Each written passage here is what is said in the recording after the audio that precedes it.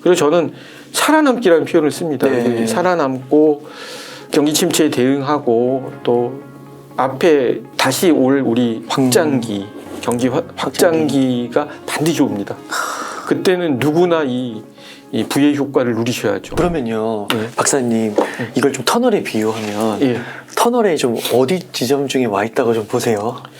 저는 한 30% 온 겁니다, 지금. 앞에서 30%? 예. 와, 그렇구나. 네. 아, 근데 이게 또 어떤 분들은 이 터널의 마지막에 왔다. 거의 다 막바지 왔다. 이렇게 얘기하시는 분들. 저는 제 개인적인 얘기는 아니고 과거의 통계만 가지고 얘기를 하는 거고요. 그러니까 네. 아까도 설명드렸지만 결국은 AI라는 게 다 예측이잖아요. AI가 무슨 데이터베이스를 막 넣어서 가장 정확한 걸 찾아내는 게 아니라 데이터를 읽어가지고 네. 그 상황에 가장 맞는 예측 방정식의 변수를 찾아내는 거거든요. 와. 그러니까 바둑을 둘 때도 그 하나하나를 예를 들면 AI가 예측할 때 그 순간에 예측 방정식이 나오는 겁니다. 여기 어디에 있을 때 가장 그 방정식의 해가 긍정적으로 나올 거냐. 결국은 다 방정식이거든요. 데이터를 가지고. 그 박사님, 제가 이런 얘기들을 큰 그림을 네. 처음 듣는 것 같아요. 아, 그러세요? 예. 아니, 이건 어떻게 근데 이렇게 찾으셨어요? 전 데이터를 계속 봤습니다. 데이터를 원래 제가 정보관리 기술사입니다. 정보니까 빅데이터, AI 뭐 이런 쪽에 원래 이제 그쪽 업무를 많이 했었고요. 그래서 하다 보니까 데이터를 중심으로 이렇게 접근을 해서 데이터를 가지고 보다 보니까 그 패턴들이 나타난 거고 그걸 하나하나 이제 찾아서 정형화를 시킨 거죠. 예. 과거에 그 있었던 얘기들을 다 통틀어서 그러니까 아래 공포가 온다 해서도 그걸 한번 다 정리해 주셨잖아요. 예. 아, 거기서 그렇게 하시면서 데이터를 이렇게 맞춰보신 거군요. 예. 와, 그러니까 이런 큰 그림이 네. 못 들어보는 것 같아요. 그런 작업이 있으셨기 때문에 네. 이런 큰 그림을 제시해 줄 수 있는 게 아닌가. 부끄럽습니다. 예. 그러면요, 박사님 책에서 이 미 기준금리 인상 시기별 금리밀 환율 시나리오라고 해서 네 가지 정도로 정리를 해주셨거든요. 되게 단순합니다. 내용 네. 자체는. 아까도 제가 이렇게 말씀드린 전체 흐름을 일단 머릿속에 넣으시는 게 되게 중요할 것이고요. 거기서 만약에 우리가 시스템 위기라는 게 일어날 수가 있습니다. 그게 뭐냐 하면 금융회사들이 이제 제2금융권이나 이런 데가 파산이 일어난던가 부동산 버블이 심하게 붕괴가 된다던가 이러면서 거기에 대출이나 차입이 많이 나가 있는 금융회사들이 또 같이 부실이 일어난다던가 이런 시스템 위기로 전이되면 그 기간이 조금 더 길어집니다. 그렇지만 이제 너무 걱정하지 않으셔도 되는 게 이 경기 침체가 오면 거기에 대한 대응은 각국 중앙은행들이 많이 갖고 있습니다. 예를 들면 버냉키가 노벨상을 받은 이유가 있잖아요. 양적 완화라는 게 다 사실은 이 파월도 이렇게 당당하고 사실 내심으로는 침체가 와도 상관이 없다라고 하는 이유가 거기에 대한 대응을 머릿속에 이미 그리고 있기 때문에 그렇습니다. 그러니까 실제 과거에 1930년대 대공황이라던가 70년대 공급망 때는 이렇게 침체가 왔을 때 대응 방법들이 세련되지 못했습니다. 그러니까 암을 치료하는 방법이 예를 들면 70년대 전에는 암이 걸리면 약만 먹었습니다. 약. 그래서 그게 뭐냐면 케인즈식으로 실제 공공 근로라던가 공공 인프라만 건설을 해가지고 실제 수요를 자극해서 그 경기 침체를 극복하려고 하니까 암이 걸렸는데 약만 먹였었고요. 그리고 나서 실제 이제 70년대 후반 80년대 왔을 때 스태그플레이션 파월, 그러니까 인플레이션 파이터인 볼커 때 이후에 신자유주의라는 것도 사실은 경기 침체를 벗어나고 경제 성장을 일으키기 위해서 침체에서 시발한 겁니다. 거기서 나온 건 뭐냐면 수요를 아무리 자극해봤자 그 석유 공급이 안 되는데 이게 되겠습니까? 공급이 안 되는데 그러려면 석유가 기본적으로 첫 번째는 중동 전쟁이 끝나야 되겠지만 빨리 정유사들이 해당되는 석유도 개발해야 되고 셰일 오일도 개발해야 되고 막 이렇게 화석 연료를 많이 개발을 해야지만 근본적인 문제가 해결이 되잖아요. 그러면 기업들이 일할 수 있는 환경을 만들어줘야 되잖아요. 그러니까 규제를 개혁하자. 뭐 무한 경쟁으로 해서 전 세계에다 어디든 니네가 일할 수 있는 환경을 한번 만들어 놓자. 신자유주의. 예, 그러니까 국제분업이 그래서 시작이 된 거예요. 그것도 다 경기 침체가 시발점이었습니다. 그때 치료법이 방사선 치료인 거예요. 약만 먹다가 방사선 치료를 하니까 훨씬 나아졌죠. 네. 근데 이 문제가 뭐냐면 약이나 방사선이나 암에 시간이 필요해요. 금방 해결이 안 되잖아. 암이 걸려서 약 효과가 나고 방사선 치료 효과가 하려면 한 2, 3년 걸리잖아요. 그래서 나온 게 버냉키가 그러면 수술요법을 쓰자. 종양을 확실히 재결한 다음에 면역요법으로 주사를 확 놔가지고 경제를 그냥 살리자. 이래서 나온 게 양적 완화입니다. 침체에 빠지면 종양을 재개하듯이 돈을 그냥 꽂아주는 거예요. 무한대로, 네. 무제한으로. 금리는 제로 금리에 내리고. 그럼 이런 자산 가격이 당연히 올라가죠. 자산 가격이 안 올라갈 수가 없죠. 누구든 다 돈을 쓸 수가 있는데 네. 은행 문턱도 낮아져가지고 얼마든지 신용만 되게 관리만 되면 얼마든지 대출도 받을 수가 있고. 그러니까 자산 가격이 다 올라가니까 자산 효과라고 우리가 보통 얘기하죠. 부의 효과. 자산이 올라가면 소비도 늘고 생산도 늘고 투자도 늘고 이 경기가 확 올라갑니다. 그래서 이런 시나리오를 다 갖고 있기 때문에 이런 암치료 방법이 요즘은 굉장히 세련돼졌습니다. 경기 침체라는. 그래서 그거를 위해서 자신 있어 하는 거예요. 파월도 그렇고. 그래서 그런 각국의 중앙은행의 협조도 잘 돼 있고 그래서 그런 문제들 때문에 사실은 이런 침체가 와도 큰 문제는 안 되는데 중요한 건 침체가 만약 시스템 붕괴가 오면 시간이 필요하다. 네. 이런 금융 시스템이 붕괴되거나 이럴 경우는 뭐 다 붕괴가 IMF처럼 되는 건 아니지만 제2금융권이라던가 뭐 이런 데들 요즘 제2금융권이 조금 어렵지만 그런 쪽에 부실이 증가해서 시스템 붕괴로 이어지면 그럴 경우에는 시간이 좀 필요합니다. 조금 더 시간이. 그리고 그 외에는 이제 그런 패턴을 제가 말씀드린 그런 올라가는 패턴, 고점에서 유지하는 패턴, 내려가는 패턴. 내려가면서 사실 내려갈 때가 더 위험하다. 그러니까. 올라가는 것보다. 바로 좋아지는 게 아니에요. 예. 그리고 내려가서 끝까지 한번 깨져야지 실제 올라간다. 깨져야 됩니다. 깨져야지. 깨져야지 올라갑니다. 그 패턴은 그대로 따르고요. 그럼 연착륙, 경착륙 이런 거는 별 의미가 없는 건가요?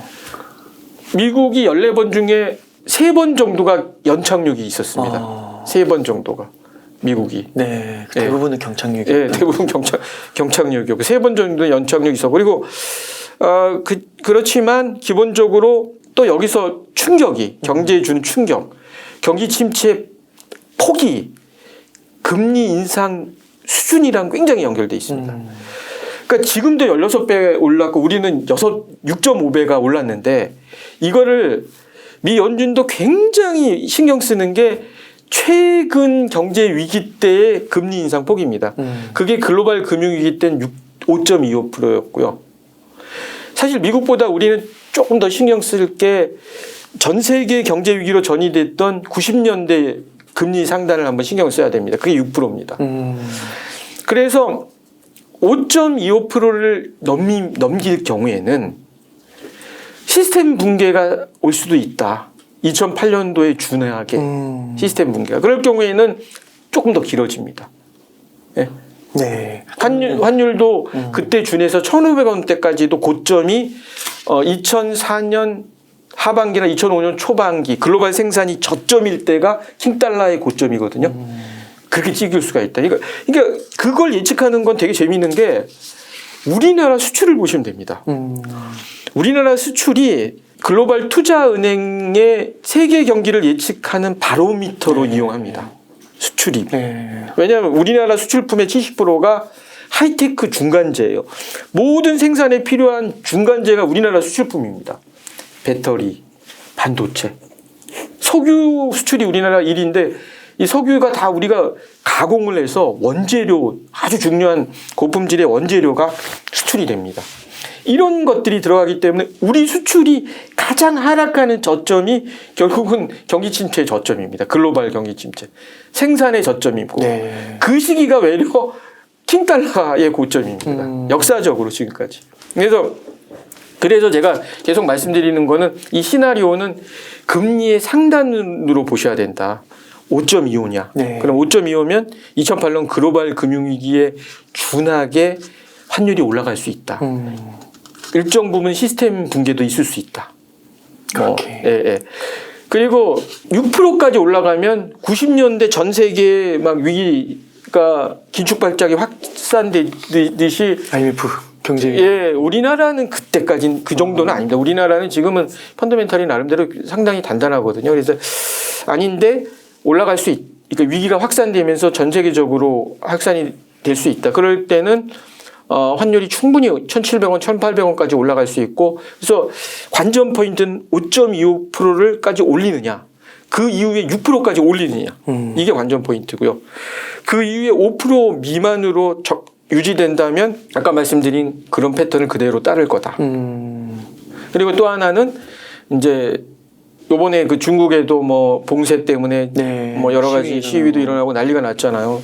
중국이 더 이상 버티지 못하고 봉쇄를 완화하고 러시아도 뭐 부품이 없어서 미사일을 못 만든다 그러니까 쉽게 이제 전쟁이 종료된다 러시아. 그러면 공급단이 문제가 조금 해결이 되다 보니까 일정 부분 안정화되는 그 네 가지 단계거든요. 쉽게 말씀드리는데 네. 사실 네 번째는 굉장히 어려운 케이스인 것 같고요. 제가 보기엔 그렇다고 6%까지 이상까지 올리기에는 어려울 것 같습니다. 어려울 것 같고. 그래서 그 미국도 지금 그 금리 인상에 따라 현재 충격이 나타나고 있거든요. 예를 들면 지난 3분기에 15년 만에 대출이 가장 많이 늘었습니다. 3,500억 달러가 늘었습니다. 3분기에만. 그건 어떤 의미인가요? 그건 무슨 의미냐면 결국은 미국 기업이나 개인들도 직접 금융이 안 되는 거죠. 회사채 발행이나 주식시장 발행보다 그냥 대출이 쉬운 거예요. 간접 금융. 그러니까 운영자금 하든 뭐 쓰려고 대출을 많이 받은 거예요. 그러니까 대출이 갑자기 늘었고요. 지난달 연체가 2009년 이래 거의 14, 15년 만에 가장 카드 연체가 늘었습니다. 아, 그래요? 네, 미국도 똑같습니다. 그리고 또 하나 미국이 또 고민하는 것 중에 하나가 미국 국채금리, 그러니까 발행금리라는 게 있고 시중금리라는 게 있어요. 국채를 발행.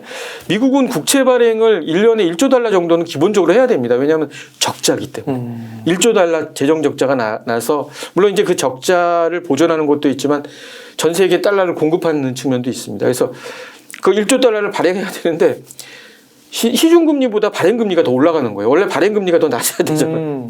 그럼 국채 가격이 가치가 없다는 거는 미국에도 심각하게 타격을 주는 거거든요. 왜냐하면 이제 30년물 같은 경우는 모기지랑 연동이 돼 있습니다. 모기지가 대부분 국채 30년물과 연동이 돼 있고요. 그러면 국채 금리가 올라가면 30년물 올라가면 모기지 비용 금리가 더 올라가는 거고 10년물은 자동차 론이랑 연동이 돼 있어요. 그러니까 론도 올라가는 거예요. 그러면 금융 전반적으로 다 상황이 안 좋으니까 지금 파월이 이렇게 오늘도 얘기를 했죠. 완화적으로 표현을 썼잖아요. 좀 속도 조절 부분 얘기 나온 게 미국도 사실 우리만 어려운 게 아니에요. 미국도 똑같이 어렵습니다. 이게 강제로 아까도 말씀드리지만 금리를 이렇게 올린다는 건 회사를 다니다 월급을 회사가 어려우니까 월급 깎겠다는 얘기랑 똑같은 거예요. 종업원들한테. 월급 갑자기 조금 깎는 건 상관없이 계속 폭을 넓혀가면 어떻게 살겠어요. 그렇죠. 고정적으로 교육비도 내야지, 뭐 렌트비도 내야지. 그렇죠.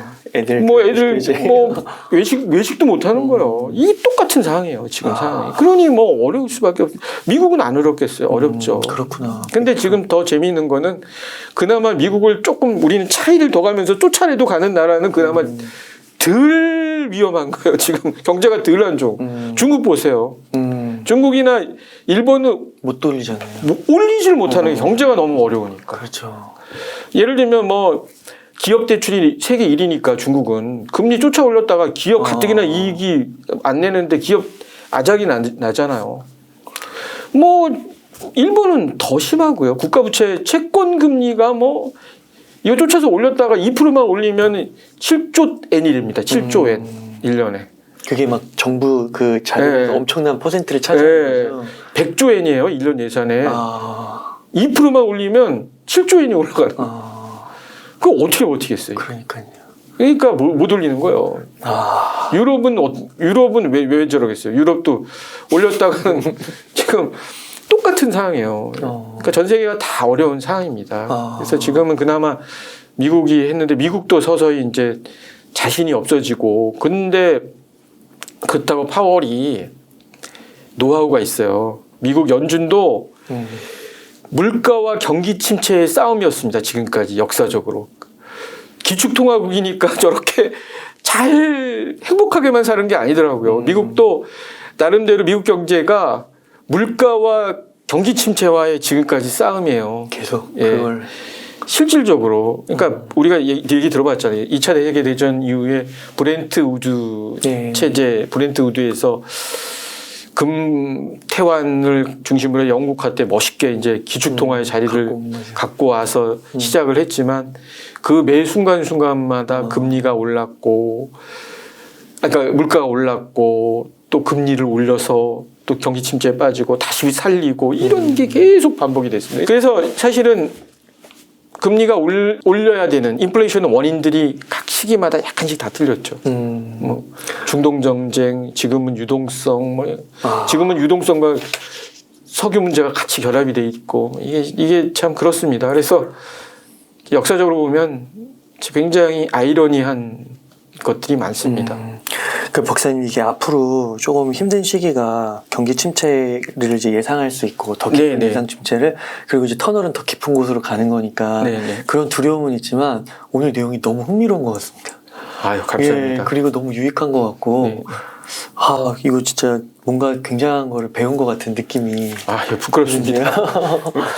저는 좀 독자분들이 조금이라도 도움이 됐으면 하는 바람입니다. 그러니까 이게 위기이지만 또 위기를 또 이렇게 어느 정도 큰 그림으로서 가늠할 수 있으니까 그만큼 또 희망이 보이는 것 같기도 하고 대처 능력도 생기는 것 같고요.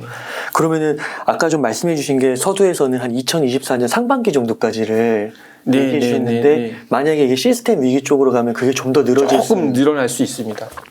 그렇게 시스템 위기 와도 과거처럼 아까 암 치료 방법이 세련되게 증가됐듯이 대처 방법들이 많이 세련돼졌습니다 지금. 그리고 우리나라도 과거처럼 너무 외환 보유고가 뭐 적냐 많냐 이 정도 논의할 단계가 아닙니다. 그러니까 쉽게 말하면 우리나라 외환 보유고가 뭐 4,100억 뭐 한 500억 461억 불이 줄었다고 하지만 해외 금융자산이 7,400억 불이에요. 그래도 많이 투자해놨네요. 연기금 우리나라 국민연금이 세계 손에 꼽히는 투자. 다행이네요. 그리고 우리 단기 외채가 항상 문제거든요. 40%밖에 안 돼요. 단기 외채. IMF 때 660%예요. 2008년 글로벌 위기 때는 60%였습니다. 지금 40%밖에 안 되고요. 뭐 펀더멘털은 굉장히 좋습니다. 우리 과거에 비해서. 그러니까 그런 우리가 뭐 IMF처럼 외환 위기로 가냐 이런 문제가 아니고 얼마만큼 우리가 슬기롭게 할 거냐 그리고 너무 우울해할 것도 없고 전체 숲을 보고 잘 대응하는 게 그리고 저는 살아남기라는 표현을 씁니다. 살아남고 경기 침체에 대응하고 또 앞에 다시 올 우리 확장기 경기 확장기가 반드시 옵니다. 그때는 누구나 이 부의 효과를 누리셔야죠. 그러니까 지금이 2022년 12월인데 짧게는 1년 아니면 한 1년 6개월 정도 길게는 한 2년까지 좀 한번 견디면 그 다음에 조금씩 고개를 들면서 올라가는 2년 정도 견디셔야 될 것 같습니다. 그때까지 살아남기. 살아남고 25년 하반기부터 많이 좋아질 것 같습니다. 그래서 박사님이 이 대한민국 금리 환율의 미래를 꼭 읽어야겠네요. 그러면 감사하고요. 그럼 살아남는 내공이 더 세질 것 같은데. 감사합니다.